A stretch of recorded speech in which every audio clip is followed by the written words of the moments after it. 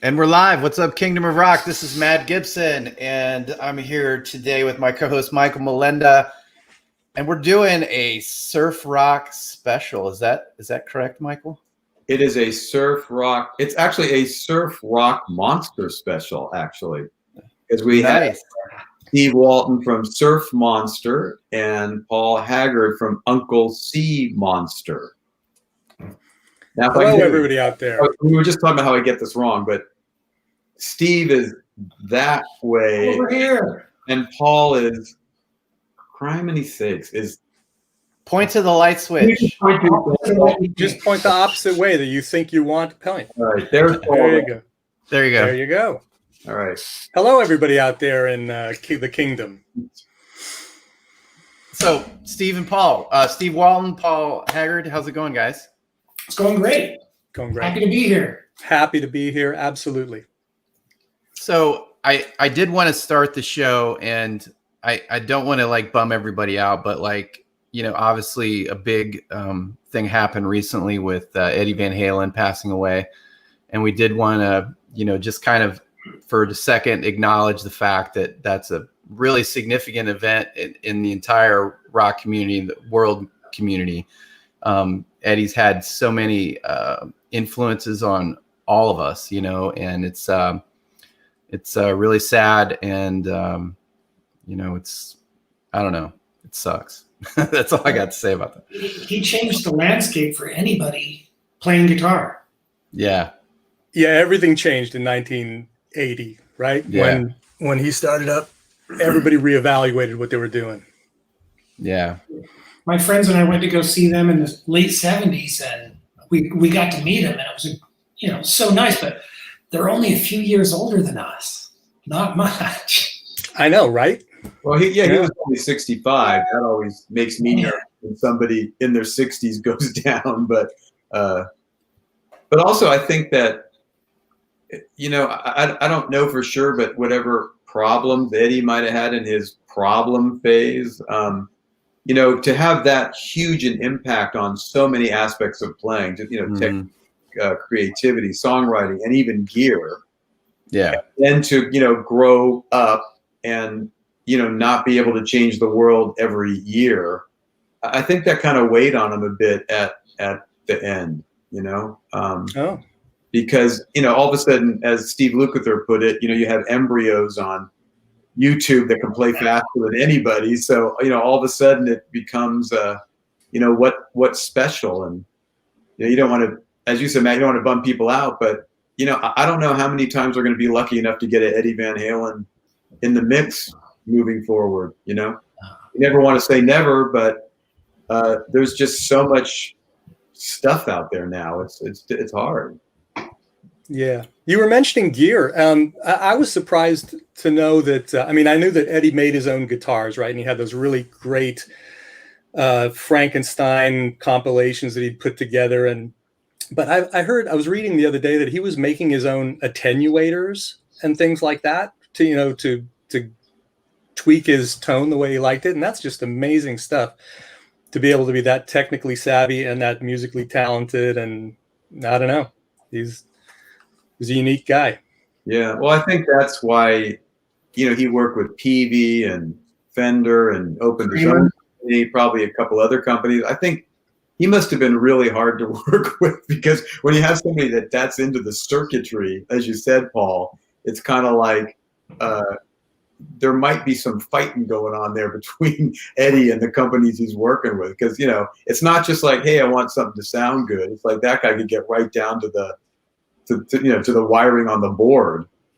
But isn't that part of the beauty of it? Because he was so tuned into what he wanted. He heard it in his head, and he figured out a way to make it happen. Yeah, absolutely. I mean, most guys dial it in, but to get as fine-tuned as that, you know, about trying to dial in your own amp circuitry, that's pretty amazing stuff. Well, as long as we're talking gear and creating your own sound and stuff like that, and it's supposed to be a surf show. Oh, yeah. How about Dick Dale and the Showman and Leo Fender? Yeah, his relationship with Fender. That's an amazing story. That's who we have to thank for big, powerful amps today. I was hosting or an emceeing one of those all-star guitar nights at NAMM, and Dick played, and actually I gave him one of our guitar player certified legends awards. And I mean, I think there was like 3 or 4 showmans under the stage. Yeah, I was there. Yeah, there were. Playing like a hotel conference room. He was not going to compromise, you know. So all they could think of was like, well, let's put it under the stage so it doesn't murder people. But man, he was so loud. Yeah, those old brown-faced showmans, if you want to talk surf gear, those old brown-faced showmans are just amazing sounding beasts. They're like 85 watts, and I've only had the chance to play through one from the early 60s once, but man, the tone that I was getting out of that was just amazing. It was somebody else's amp. I wish I had it. Wish I could buy one. Do those things stay clean all the way up to up to 11? The more modern ones, like the mid 60s ones, and like late 60s ones, those have a lot of clean headroom. They're almost the same as the twin reverb, the circuitry, but or the twin, yeah. But the early ones they do break up, and that's what's beautiful about them. Those are early brown face ones. Yeah, and you throw a rubber tank in front of it, and you've got surf music. Well, absolutely. As a rocker, surf music is kind of like, it's not outside of my, listening, what, I don't know, what's the right word, Mike? Sphere of things that I listen to, but it's not really anything I'm super familiar with. So like, what is surf rock? Well, Dick Dale said it was a Fender guitar with super heavy strings, a Fender amp, and a lot of reverb. That makes sense. This is a good question, though, Matt, because and we should ask our 2 experts here. Steve's smiling already. Full disclosure, I actually played drums in Surf Monster with Steve, and we always have these discussions about, because I'm a punk rocker, I always like to mess shit up. So how far can we go on this? Because it seems there's only so far you can go. Like Surf Monster is a clean Fender guitar, probably a Fender amp. The drum beats are kind of boom, bap, bap, bap, boom, bap, bap, bap. And if you get too far outside of that, all of a sudden, I think it's not surf music. Is that fair? Well, I think surf music. I mean, when I'm choosing a style of music, and this is kind of why I got into surf music, but so a lot of genres have a fairly limited spectrum of tonality and style. But surf music, and people are going to maybe even laugh at me for saying this, because a lot of people just listen to surf music and think all the songs sound the same. But I find that there's a huge amount of variety in the power that you can put together for one type of song, and then the finesse, the beautiful clean lines in another passage in a song, and sometimes those can be in the same song. But you can get all kinds of variety, and then there are these interesting facets to it where you've got the whammy bar, right? So some parts of surf songs can go really driving powerful, and then they could just go like boing, and there's all these kind of interesting little nuances to it that I just love, and that's kind of what drives me to play it and never get tired of it. Well, I think you're onto something there, Paul, because if you listen to Dick Dale, he doesn't sound like anything like the Mermen or Frankie and the Pool Boys or the Volcanics or the Langhorns or Messer Chaps. They're all surf music, but they're all totally different from one another. Some of it's trem, some of it's whammy bar, some of it's, a little driven, but there are a ton of different tones, styles, subgenres within surf. Yeah, these really lilting, beautiful melodies, juxtaposed against these driving, staccato, the pure tone of these clean headroom notes that can kind of come out, and then the soaking the whole thing with a reverb, turning it up all the way. It's awesome. Well, So- if Matt came to jam with, let's say, either one of your bands, and he's a rocker, he's got a good overdriven tone, is all of a sudden Matt's appearance within a surf band make it not surf music anymore because he's overdriven and shredding? Do you remember the surf punks in 1980? I mean, they weren't clean at all. I mean, I've had some amps with some pretty sketchy tubes in them, and so I've been playing some distorted surf music inadvertently myself over the years.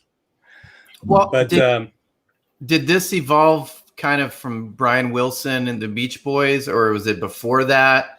Like, what's the like I remember at Berkeley I studied pet sounds, is that right? Yeah. And all the production techniques that Brian was using at that time to kind of push the envelope.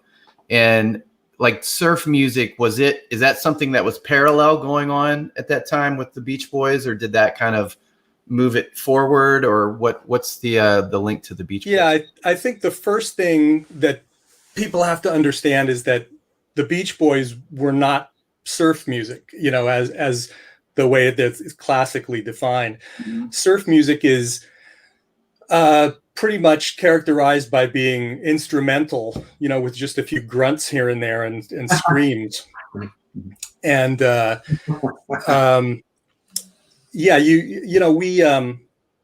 when I was young, we had and Uncle Sea Monster itself. We bowed down to the Reverend Jethro Gonzalez, who is our spiritual teacher and mentor, and he taught us that stay well away, just run from vocal surf music, and turn your amps up as loud as you can, and turn your reverb up even louder, and that's surf music, not the Beach Boys, really. Yeah, because I think it's kind of a. Disagree with that just because he will not let me turn up. Wait, what are you talking about? I talked over you. Who, him? No. Our bass player will not. Oh, the bass player. Well, you have to be a little more Dick Dale there, Steve, and just turn up anyway. Because to Matt's point, I think Dick Dale, being a tough dude, might have kicked the crap out of the Beach Boys. I mean, when he started this surf phase, and I forget what ballroom it was down south, I mean, it was literally, he walked in like, a punk rocker in 1962, turning his amp just ridiculously, window shattering loud and playing this crazy instrumental music. Kids went nuts, but he wasn't doing Little Surfer, I mean, he was going to tear your neck off, Well, and that was his deal. Camps early on that Leo was building for him. In that ballroom you're talking about, he used to play to 5,000 kids a weekend in Orange County. Yeah, what was that called? The Balboa Ballroom? It was the Balboa. Yeah. I'm sure you know Dusty Watson. Yeah. Awesome surf drummer, but he played with Dick Dale also, and he doesn't sound anything in the later years like Dick Dale did in the early years because a totally different drumming style. Yeah, it's an amalgam. Definitely.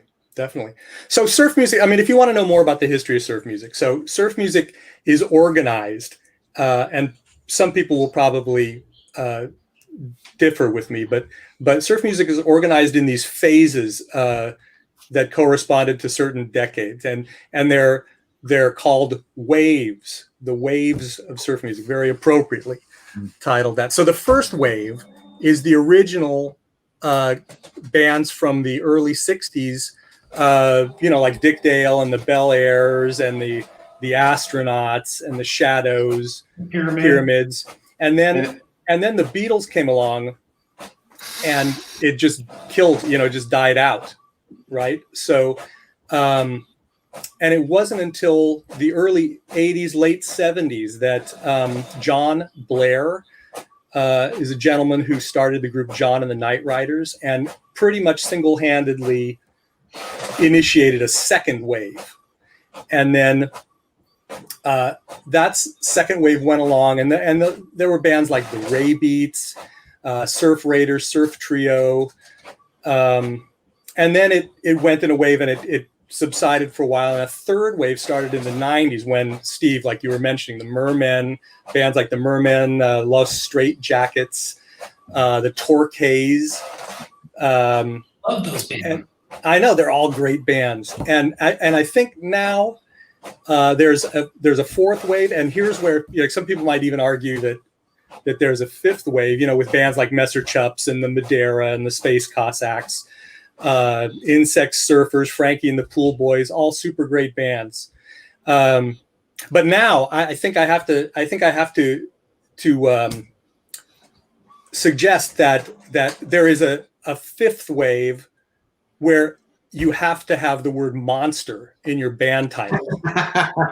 And that's where we are now. I think, Steve, you and I are right in the smack dead in the middle of that one. We are riding that wave. Yeah, we're riding that one. Okay, well, that's awesome, Paul. Claim the monster wave for YouTube. That's awesome. Well, well, wait.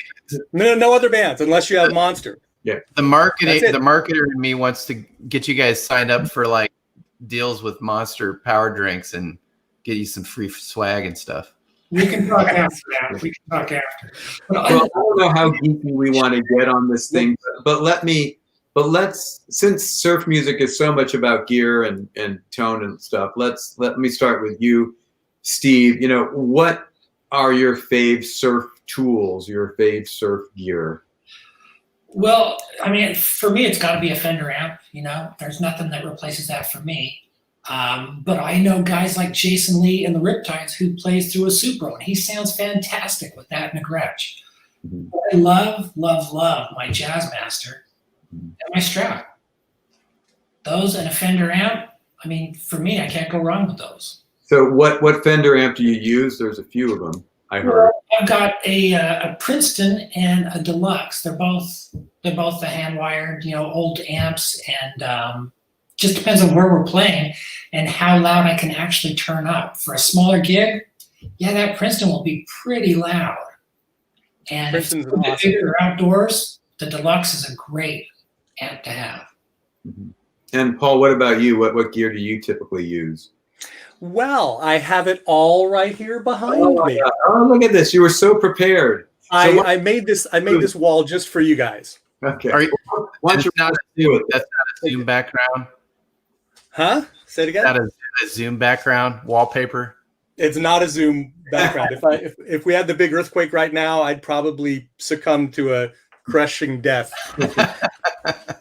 But I've got, if you want to see, I can actually show you.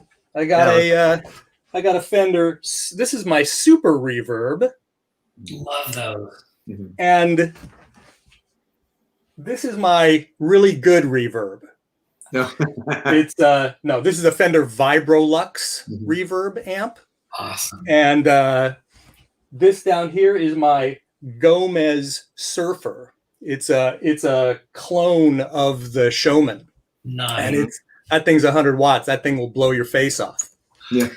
And this amp gets some really great tones. This is a Deluxe up here, Fender Deluxe, like you were saying, Steve. And then this is the piece of equipment that you cannot live without. That is the Fender Reverb tank. Yeah. And a lot of these amps have reverb in the name because that's what surf's all about, man. The dripping reverb.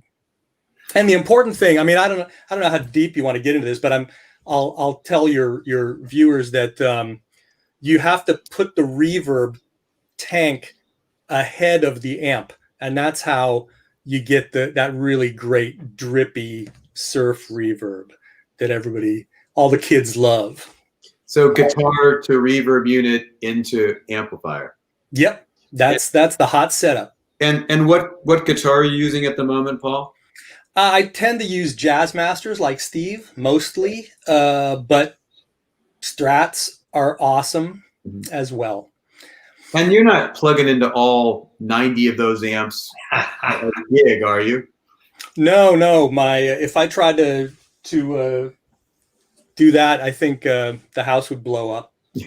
How do you gig with vintage gear? What's been your experience? Because like I had a 67 Champ and I spent a bunch of money to restore it and get it all working right, and then I melted the transformer and almost lit it on fire because I was trying to cover the back to get it to punch out, the sound That's hole. terrible. Yeah, I know, dude. So And it was Sorry to hear that. But I mean, it's like vintage gear it's like so cool, but if you gotta do shows and stuff with it, it can be bad. Do you have two of everything? How do you do that? No, we don't really bring two amps. I'm in Uncle C Monster with Merv. I don't know if you know Merv. Merv is a super ballistic, crazy, exploding head guitar player that's in our band, and he brings a 1962 Bandmaster with him to shows, and it's just sounds better than life itself. And this is a 1965 Super Reverb, which I take to shows whenever they actually happen. If they ever happen again, I will be bringing it. But to smaller venues, the Deluxe is really great, and the Vibrolux, they're a little bit less wattage, so you can crank them a little harder. But to Matt's point, you're not worried about it's a 50-year-old amp, getting on stage with you today in 2020, or I'm not worried about it. I got a great tech here in Marin, Chris Barnett. He's the best. Mm-hmm. He'll fix it up. And if you take care of them and don't cover up the back, Matt, Nobody told me. I went to this this jam session and I couldn't get it loud enough to get over the drums, and so I was like, you know what? We'll just cover it for a little bit, and it worked great for about 15 minutes. that 16th minute, it'll get you every time. That's right, dude. And then the black smoke starts coming out of there. But Paul, I love those supers. A super reverb, nothing sounds as good to me as a super. But I completely agree. Around. Yeah, they're like 70 pounds. Yeah. And that's the other thing. They're heavy. Yeah. My back doesn't want to haul around a super anymore. No, I agree with you though. Fender Super Reverb, the go-to amp, man. They sound the best. They have 4 10-inch speakers, which I think is the magic of their tone, as opposed to most amps that use 12s. As well as the scary stuff for your body when you try to move those 4 10. Oh, okay.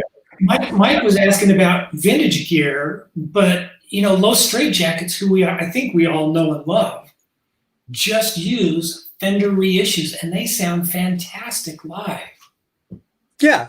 I mean, it's like Robin Trower says, right? It's the tone, it's in me fingers. It's like everybody loves vintage gear because you can geek out about it. But really, modern amps are great. Well, there is one thing. We just did some recording, and God, Steve, did you play the Jazz Master on Surf Brain? I can't remember.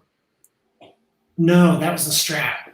Okay, because there's this period where he goes. I think it's this. Steve will probably embarrass me because I don't even know our own songs. But there's this riff where he goes down, down, down, down, down, down, down. What song is that? That's Surf Brain. Okay, good. So there was this moment where between the amp he was using and the guitar that you can hear the strings so clearly and the little of the. So sometimes there's just that magic where volume, fingers, amplifier, it all just kind of comes together to produce a super awesome clean tone. And I don't know, Steve, whether you just plugged in and went with it or whether you worried about that tone or whatever you did. Well, you know me, I'm always looking for the best tone and I'm always tweaking it and always looking for the next best. And of course, I went to the studio, I played through the Princeton and Deluxe reverbs together. And for me, that was the magic. Put one in one ISO booth, another in another ISO booth, have them exactly where I want. And those two amps together they do it for me. And Paul, for the latest Uncle Sea Monster track, what was the name of that? I'm sorry. The last video we did? Yeah. It was called Once Upon a Time on a Wave. Okay. And what, did you get all tweakoid about your tone on that, or did you just walk in, plug in, and do it? What was that process like? I plugged into my computer in my backyard. Well, you didn't even use an amplifier then. No, I went right straight into to GarageBand and pumped the track. You know what's funny about all that is, today's world with digital, it's getting to the point where it's like it's almost, I only want to say almost as good as sounding as vintage gear, but it almost is exactly the way vintage gear sounds recording wise. They've almost got the tube perfect now, with cloning and everything. And it's like, who is it we had on the show? Supertramp's guitarist. Michael. Jeff Lynne. No, no, it was Carl Verheyen. Yeah, Carl. Remember Carl Verheyen, Paul? We put him on our cover once. Yeah, Carl. Yeah. So Carl, he was talking about this just amazing guitar rig, and it's got all these cabinets and everything, and huge guitar rig. And I was like, let me ask you a question: if you didn't have a guitar tech, is there any possibility you would take that guitar rig out on the road? He's like, not a chance, bro. He's just like, and because now you can put it all in one little unit, and no one's gonna know except you. Like, and it's what are you guys' feelings on that digital? I mean, the vibe obviously. Yeah. Well, Paul's tone on that.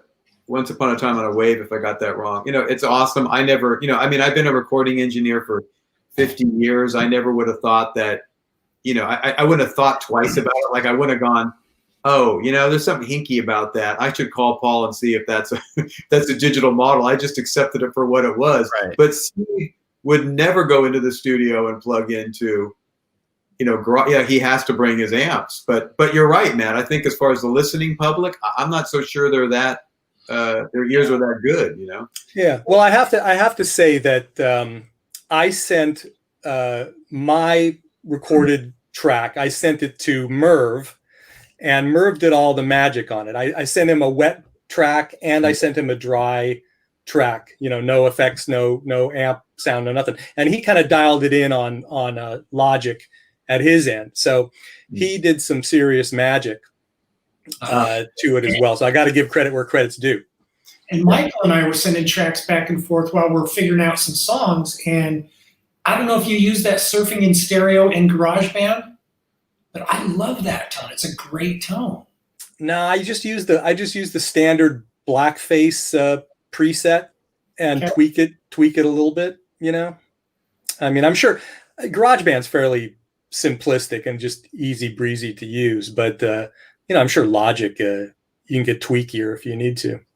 Well, I think that as Matt said, the models have gotten so awesome that I would never deign to go, oh, you shouldn't use this or that. Whatever gets the sound, whatever makes you comfortable. I'm all for that. I am thinking that if Dick Dale was in this square instead of me, he would probably go, "You guys make me sick."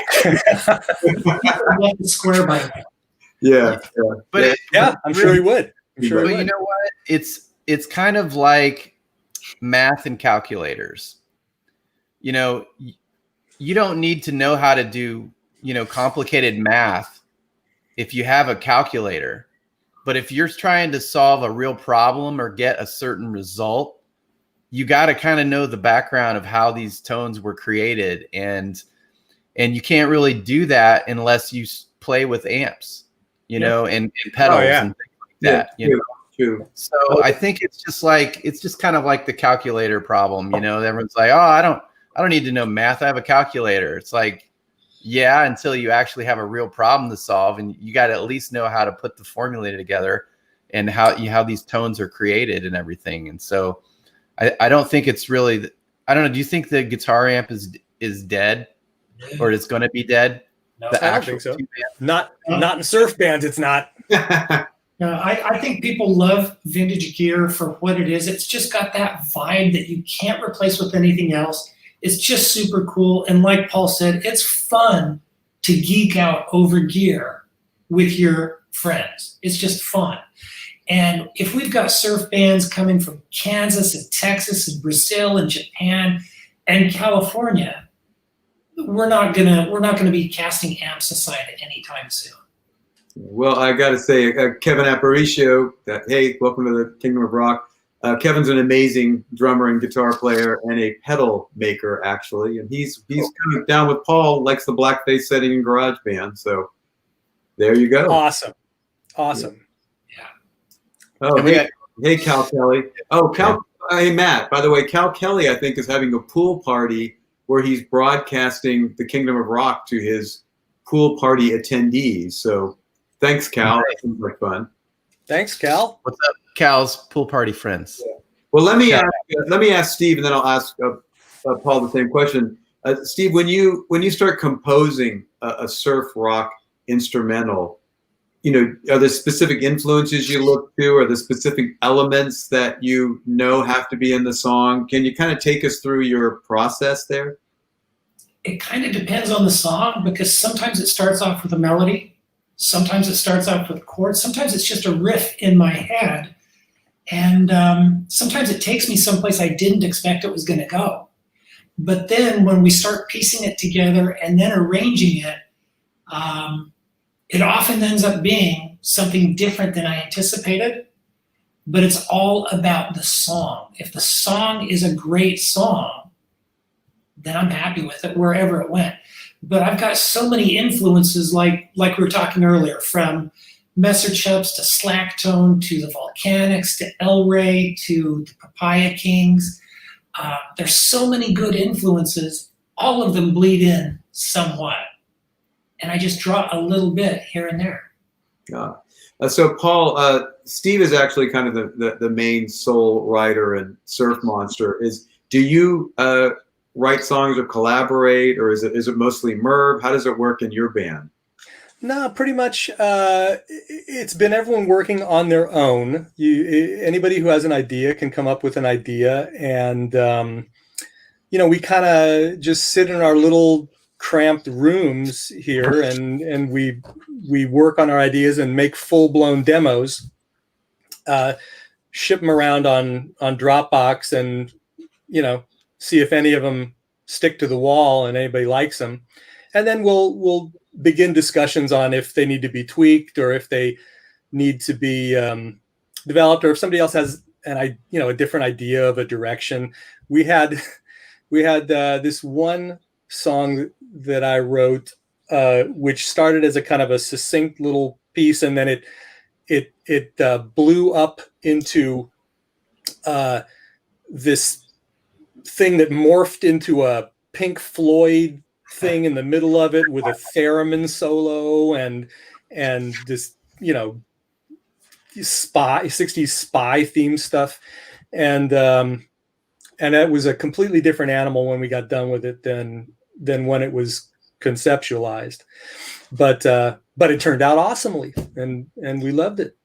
Is that kind of a pain in the ass? Because I mean, when you're all together, which I guess we can't do anymore, ideas tend to be organic. The drummer can go, it's more immediate, I should say.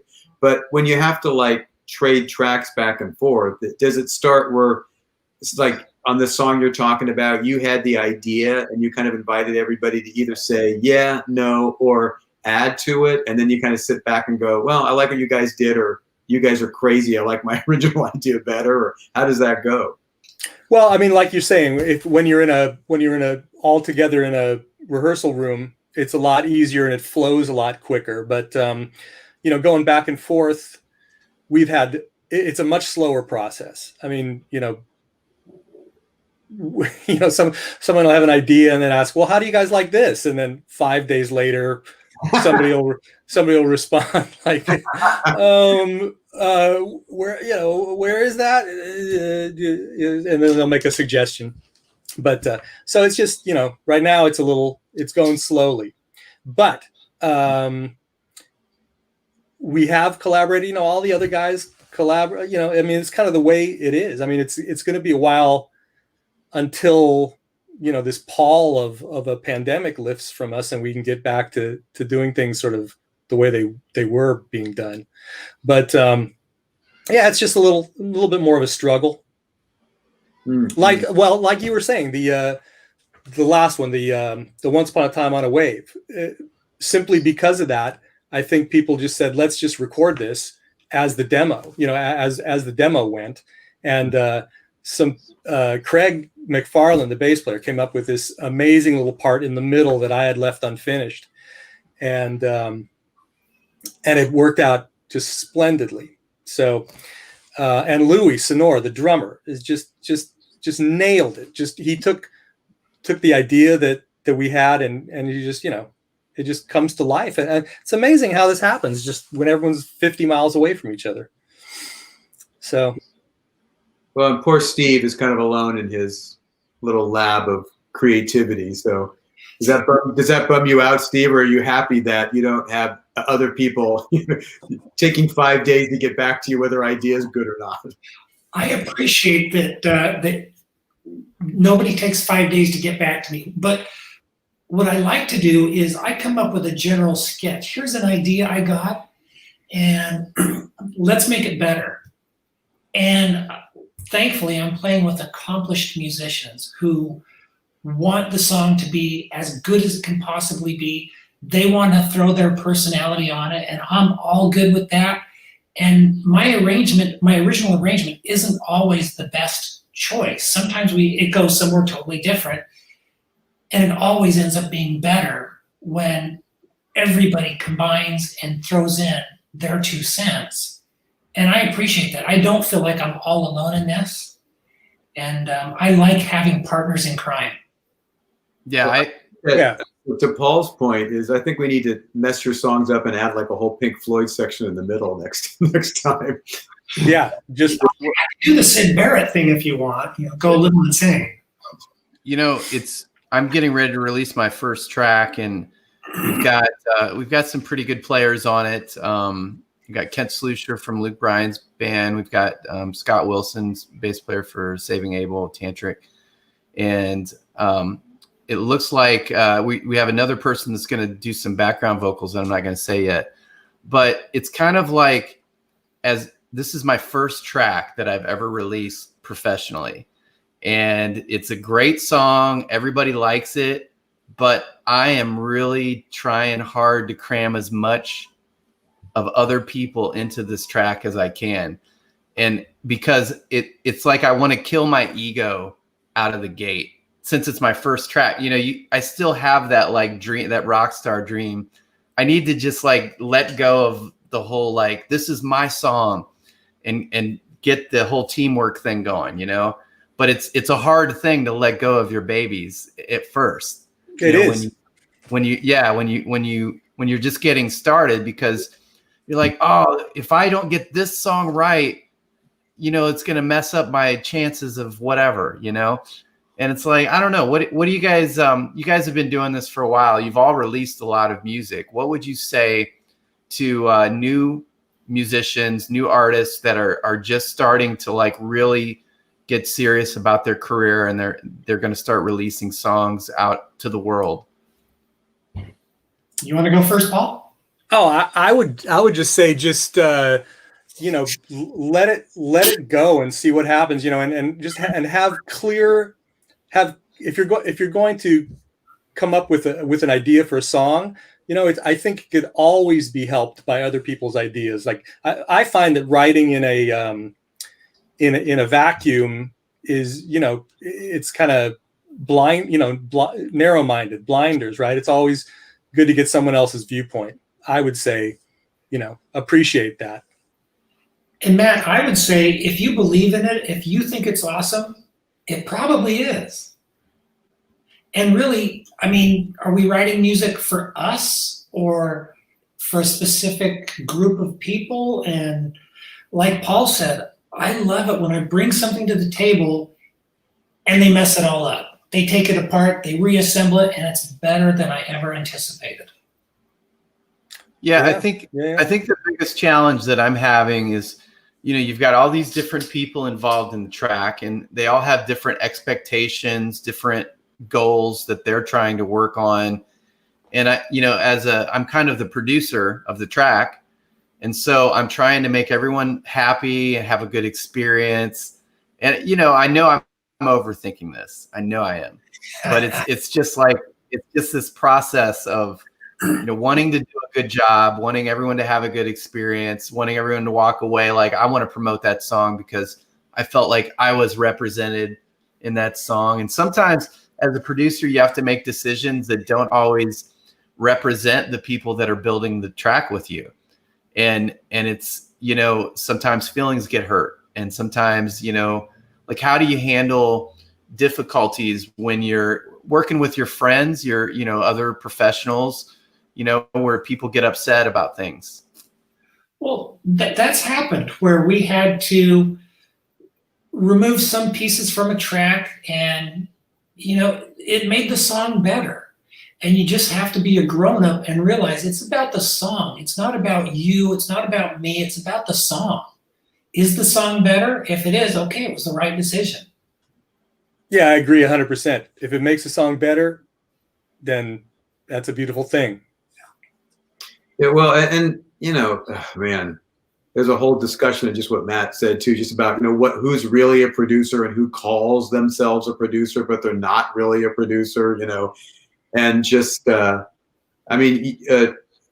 and Steve, you guys have been around the block enough too to realize that it's not one song that makes your career. And Matt, you could have this song could tank as much as you believe in it, and it's the seventh song that people like. It just, I think everybody has to decide, are you in it for one or are you in it for life? Because if you're in it for one time and if you don't hit a home run, you're going to be bummed out, then maybe you should take up knitting or something.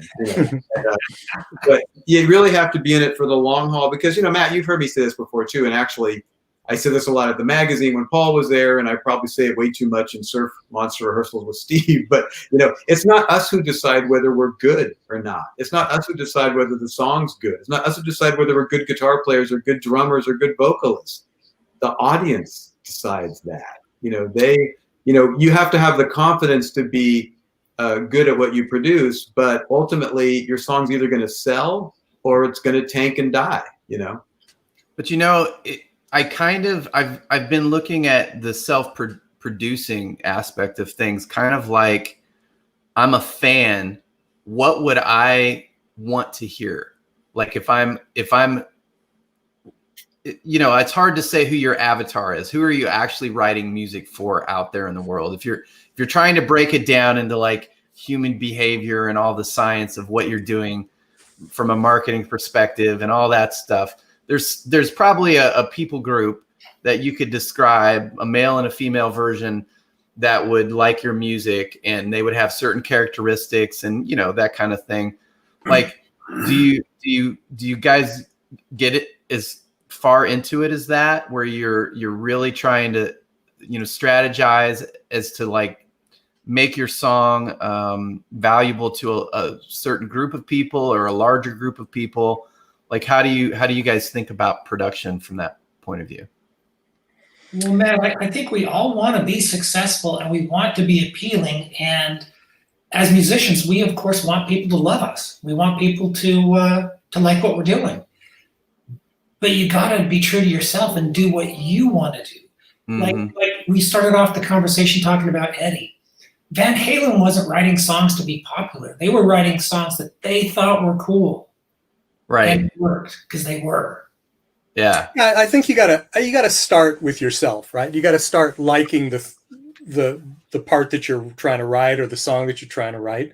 And then afterwards you begin to evaluate each little nuance of it and say, this good? Is it bad? Does it need to be tweaked? Is it, is this going to be something that no one would even want to listen to? All that stuff comes into play after the fact, I think. But first you start out just writing something that sounds cool to you, I think.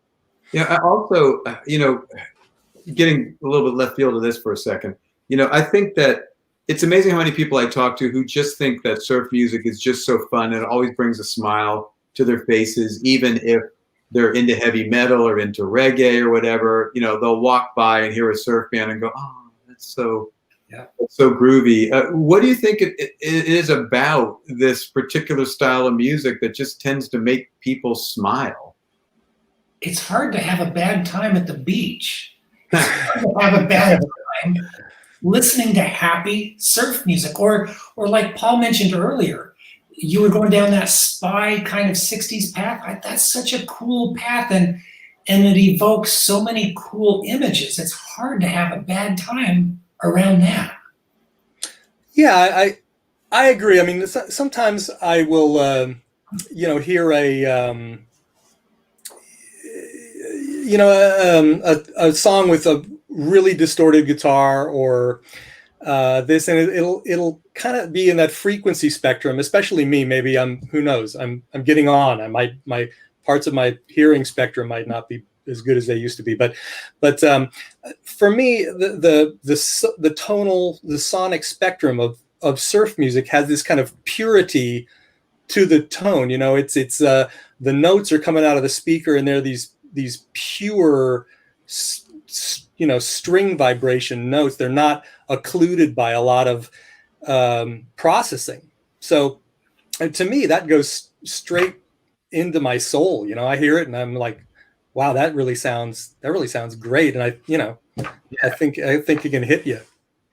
I think that's a beautiful way to put it, Paul. Nice job. Yeah. I think that, we're working on a project on the side right now that's going to be pretty cool. I can't talk about it too much yet, but the idea is music as medicine. And we're trying to find out, how can music be medicine to help people with their feelings? And obviously, people self-medicate with music all the time. They choose different ways of, different bands and songs and things that make them feel a certain way. But surf music, I could see having that pure tone, kind of that, whammy bar, that vintage kind of pure tone. It definitely has a shaman type vibe to it, where it's like, the tone doctor is here to make you feel better. I could definitely see that. Yeah, there's a tone aspect to it for sure. Well, it's not just that too, but you're playing instrumental music that's very clean with melodies. And I should ask both of you how you approach phrasing. How you sing through your guitar, and what type of things do you look for? Because you'll hear a melody in your head, I'm sure, when you're writing, but that typically isn't the way it comes out once you get it into your hands and fingers, right? I mean, Steve, you want to start out with this, and we'll go to Paul? Well, I hear a lot of things in my head. Not all of them are good. But anyway, for me, it's helped me to play less notes. When I was young, I wanted to play all the notes. Now I just want to play the good ones and be melodic. And I like surf music because it kind of leaves it open to interpretation. Yeah, we're playing a melody, but there's no words. So it leaves the participants kind of, they get a say in the song. I kind of like that aspect of it. Mm-hmm. Yeah, I think a lot of the most dynamic surf songs, in the pantheon of great surf songs, the melody leaves a lot of space for the other parts to play with. That's kind of what makes the tension and the song kind of drive itself. If the melody has too many notes in it, it's not going to be successful, I think, as when all you have is the melody, right? There's no vocals or things like that to kind of carry the song. The melody has to do it. And if it's just crowded it's not gonna, it's not gonna work. None of the other, the other bands are just gonna, it's gonna make it muddle it up. Well, So Paul, do you too is you have to have because of the reverb on the guitars, you have to leave space. I mean, you're kind of, you can screw the song up if you don't leave space. But in my experience with bands and musicians throughout the years, a lot of musicians are just scared shitless of leaving space. They can't do it. They have to fill every frequency. They have to fill every. If it's not a guitar, then it's a bass or it's a drum note. And it's like, it's interesting that if surf music almost dares you not to be that type of player. Yeah, it's hard because you get nervous. I get nervous anyway, when I'm playing through a passage and thinking, is this exciting enough? Do I need to put another note here, or do I need to, hit the note twice, or, do something? But really the space is what's going to make it, work better, I think. I mean, sometimes I think of David Gilmour when, even though it's surf music, I still think kind of his aesthetic of phrasing and using these huge empty spaces, and I'm not saying I played just like him, but it sure worked for him. So is it easier to make an obvious glaring mistake when you simplify it like that? Meaning, as opposed to like metal, where you can just like pretend like you meant to do that? You mean if you leave a space and people think you made a mistake? Wrong notes, or metal, you can build a whole guitar career out of capitalizing on the wrong notes that you play. Yeah, surf's a little bit less forgiving in that respect. Although I do my darndest to play most of the bad notes that I know when I'm playing. But because working on the hearing Uncle Sea Monster and hearing the Surf Monster tracks, I'm not sitting beside you, Paul, when you guys do your tracks, so I don't know how you are. But it is amazing. Like with Steve, I got to say that there is so much pressure on the guitar player and the bass player and the drummer, because there is a lot of space, and as Matt was alluding to, every note not only has to be the right note, but it has to sound right. You can't biff it. You can't mute it. You can't have a weird harmonic coming out of it. You can't have other strings ring. I mean, it's incredibly nerve-wracking to realize that every single note you play has to be round and full and right. And credit to Steve, because I'm right there. It's like we've only had to fix a couple of things where maybe he'll mute a note or something else will ring, and it continually amazes me he's able to control his guitar that well. Yeah, well, I'm just the kind of the backup guitar player. Merv is where the magic happens. He's the real sea monster. But yeah, I know what you mean. It's like sometimes nerve-wracking when you're playing a really clean passage and you've got to concentrate and hit all the notes really cleanly. There's nothing that's helping you. There's no distortion. There's nothing, and that's kind of the nice, cool challenge about it, I think. I did take a year and only played through my Mesa, like no effects. About maybe 5 years ago, I just took a year and I didn't play any effects. I just did clean and dirty, and that's it. Yeah, and I'll tell you, it really improved my playing a lot. Well, it was kind of funny because that guitar player, Paul, will probably remember this, is sometimes you'd get the screamy, wheely, really willy-diddly metal guys or rock guys in there or whatever, and the easiest way to shut them up was to hand them a Telecaster. Yeah. Yeah, when I play, I don't use any effects. I just go straight into the amp. Kaboom. Mm-hmm. Yeah. But even back to we were talking about earlier about Brian Wilson and the Beach Boys. I mean, you realize it's amazing that those cats who were in the Wrecking Crew, same thing. Every note counted. It's like there was no hiding behind anything.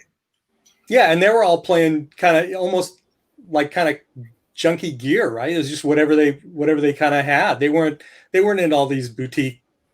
They were just into making the notes with their fingers, and those guys were monsters. Those guys were awesome. And today we have the luxury of listening to isolated tracks, vocals, drums, guitar, whatever, from back in the day. Yeah. That's just pure talent. Those people are so good, whether it's Dolly Parton's Jolene vocals or John Bonham when the levee breaks drums, or all those isolated tracks show you had nowhere to hide. You had to have talent. There was no fixed notes.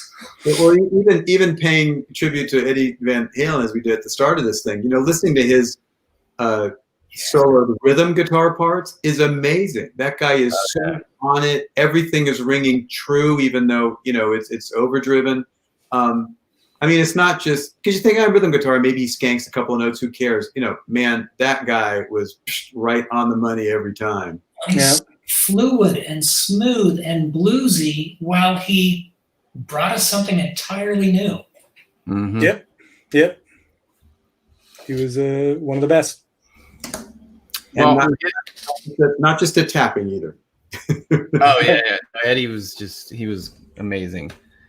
Well, we're at the end of our time here. I want to give everybody a quick round the horn closing remarks. We'll start with Steve.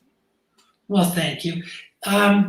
If you can in some way support your friends, support live music, because it is going to come back. And where would our lives be if we didn't have art, whether it's books, paintings, music, television? Where would we be? So if you can support the arts in any way you can. Yeah. And regarding surf music, there's a lot of live streams from guys will go into a club and take donations over Venmo or PayPal or whatever, and that's a great way to do it. I wanted to can I plug one thing? Yeah. I wanted to plug, there's a movie coming out about surf called The Sound of Surf that John Blair from John and the Night Riders, he's co-producing it, I guess. But there's a Kickstarter campaign out there. If you want to contribute to that, then I think you can get a DVD of the movie if you contribute a certain amount. But that's going to be a worthwhile project. So I recommend checking that out online. Sound of Surf. And just soundofsurf.com, Paul, or? I think so, yeah. Search for Kickstarter Sound of Surf or soundofsurf.com, sure. And Mike, do you guys have anything you want to plug? Steve? Well, we hope to have an album out soon, before the end of the year. We've got a few more to record. We've got a handful done, and look for us because we're going to be out. Nice. And Paul, where can people find out more about your music? Oh, we just have a Facebook page, Sea Monster on Uncle Sea Monster on Facebook. Search for us. You'll find us. You'll see all our videos, all of our zany antics, our madcap ribbled lifestyle. I think, Steve, where are the Surf Monster videos? Yeah, Instagram, we are Surf Monster Band. Facebook, Surf Monster. And, of course, Surf Monster on YouTube. We've got some vids up there. Come like the band, participate, be part of the Monster crew. Nice. Yep. Appreciate all the support. I don't have any monsters in my name, so I'll just. You have to stay in the fifth wave. Yeah. I'm sorry. Yeah, fifth wave. The monster wave. Fifth wave for you. Paul and Steve for doing this. I know that for some people are rabid fans of surf. Some people have a passing knowledge or affection for it. But Matt and I are trying to get some more formatted. Like we're going to have obviously an Eddie, hopefully an Eddie Van Halen thing. We're thinking of having a Beatles thing down the road, and I think that the surf one is a good thing to start with. And you guys had some awesome explanations about what it is you do. And I just have to say, as someone who was into punk rock and all that, I was one of those cats that never really cared about surf that much. But I got to tell you, playing this stuff and watching how amazing these musicians are, I mean, I never thought I would look to surf guitar and go, man, these guys are monsters. You know, I mean, as compared to Satriani or whatever. But man, I got to tell you, you play that clean and you're not doing it, you know it. And the fact that you guys go out there all the time and play that clean and it sounds awesome, that is just a beautiful thing. You guys are Once just you go surf, you never go. Yeah. you guys are just contrarians from the Frank Zappa school of guitar, right? Where everyone else is like shredding it up, and you're like, we're going to go the opposite direction. We're going to clean it up and make it simple. Opposite world. Yeah. And fun. Well, and fun, yeah. Well, also, just we'd like to say, hey, Steve, Gray, thanks so much for being a part. Kevin, thanks for being a part of this too. And we didn't get to your question about writing 24 songs in 24 hours because we're not crazy like you. Who would write 24 songs in 24 hours? No one's going to do that. But thanks for sharing that. And Cal Kelly, I hope your pool party's going great. Hello, everybody. And Surf's up. Thanks, everyone. Pardon the pun. Thanks for having us. Matt. All right, guys. Thanks for the support. Kingdom of Rock out.